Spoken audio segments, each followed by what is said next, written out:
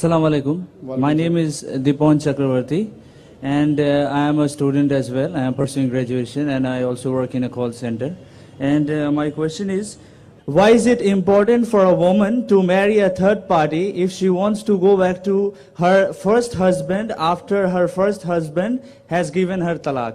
भाई साहब का सवाल था कि जरूरी क्यों है कि अगर एक औरत अपने शोहर के साथ तलाक हो जाता है तो उसे दूसरे से थर्ड पार्टी से शादी करना जरूरी क्यों है पहले शोहर से वापस करने के लिए? ये सवाल है। सवाल अभी दोहरा है, जवाब दे रहा हूं मैं। ये लोगों को गलतफहमी है कि अगर मियाँ बीवी का तलाक होता है और अगर वो फिर से शादी करना चाहते हैं, ये गलतफहमी है लोगों की कि उसको तीसरे से शादी करना फर्ज है। कुरान में साफ तौर पे लिखा हुआ है, सूरह बकरा में सूरा नंबर 2 आयत नंबर 228 से लेके 242 तक तलाक के पूरा डिटेल दिए गए, किस तरीके से तलाक दिया जाता है। पहले मैंने कहा था कि आपस में समझौता होना चाहिए, नहीं होता है तो गेट एन आर्बिट्रर, एक बड़े को बुलाओ, शोहर की तरफ से बीवी की तरफ से समझौता करो। नहीं होता है तो तलाक बोलने के बाद इद्दत के 3 माह है। कुरान में लिखा है सूरह बकरा सूरा नंबर 2 आयत नंबर 228 के 3 माह, 3 महीने, 3 menstrual cycle is the period of waiting इद्दत। 3 महीने के बाद the divorce is completed। लेकिन 3 महीने के दरमियान अगर मियाँ बीवी वापस में रुजू होना चाहते तो हो सकते, तलाक नहीं होता है। लेकिन अगर 3 महीने तक रुजू नहीं होते और अलग हो जाते और 1 साल बाद उन्हें ख्याल आता है अरे हमने गलत किया, हम फिर से शादी करना चाहते, तो कुरान की आयत है सूरह बकरा सूरा नंबर 2 आयत number 232, do not prevent the women from marrying the former husband. आप औरतों को अपने पुराने शोहर से शादी करने से मत रोकिए। तो वो औरत फिर से अपने पहले शोहर से शादी कर सकती है, लेकिन नया निकाह नया मेहर, न्यू मैरिज न्यू मेहर। No no no, what you are saying is a misconception. I will come to it. लोग समझते हलाला की जरूरत है, हलाला जैसी कोई चीज कुरान में है नहीं, उसके ऊपर आऊंगा। लेकिन फिर से शादी करने के बाद फिर से इन लोग जिंदगी बसर करते, 3-4 साल बाद फिर से कुछ नाइत्तेफाकी होती है, फिर से तलाक। वही तरीके से समझौता करो, बड़े को लेके आओ, तलाक बोलो, 3 माह रुको, फिर जाओ, फिर से 2 साल बाद याद आता है नए वापिस से रहेंगे, फिर से शादी कर सकते, फिर निकाह, फिर मेहर, फिर से झगड़ा होता है।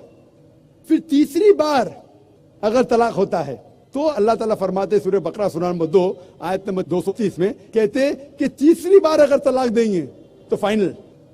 इसके बाद आप फिर से मियाँ बीवी ने, जब तक आप थर्ड को नहीं मैरी करें। इसमें क्यों? ये शादी ब्याह गुड्डा गुड्डी का खेल थोड़ी है। बचपन में गुड्डा गुड्डी का खेल में शादी करो फिर से तलाक दो, एक दिन में 10 बार शादी कर सकते, बराबर ना?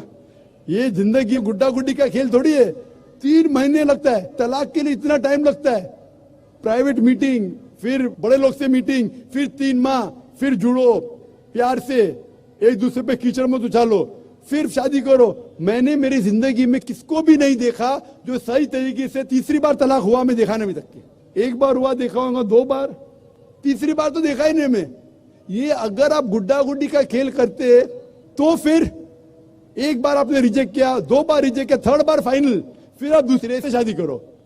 आप प्लान नहीं कर सकते, आप दूसरे से शादी करो और रो। और फिर पता लगा आपको मैं पहले शोहर से नाराज थी, सिर्फ दिन में 6 घंटा देते थे, ये नया शोहर तो 2 घंटा देता है, तो पहला वाला अच्छा। नो, दाल आटे का भाव मालूम पड़ेगा। मेरी माँ मुझसे कहती थी मार्केट जाएंगे तो दाल आटे का भाव, दाल और आटे का भाव, आप समझे ना?